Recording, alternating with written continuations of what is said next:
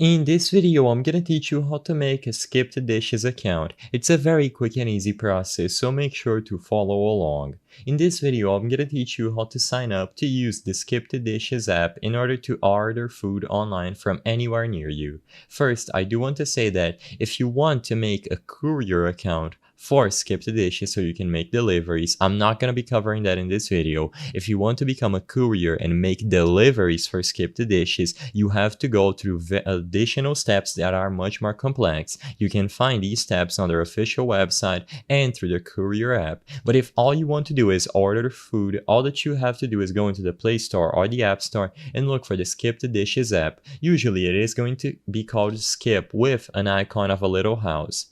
When you download the Skip the Dishes app, you don't have to do any sort of special setup. Simply input your location, set it up properly, you can see the interactive map, you can add apartments or unit numbers, and you can add individual instruction for deliveries if necessary.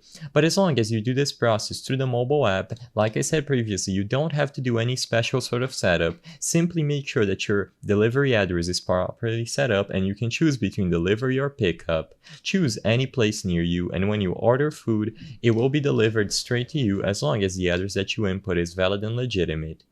Keep in mind that ordering food on Skip the Dishes will also grant you Skip reward points that you can use inside of the app to get discounts and special offers. Like I said previously, the process is super simple. You don't even have to go through an additional setup process. As long as you download the latest version of the app from the Play Store or the App Store, it will be automatically set up and you simply have to input a valid and legitimate address to order food, input a payment method, and start using Skip the Dishes. I hope I was able to help you on how to make a Skip the Dishes account. If this video helped you, please be sure to leave a like and subscribe for more quick and easy tips. Thank you for watching.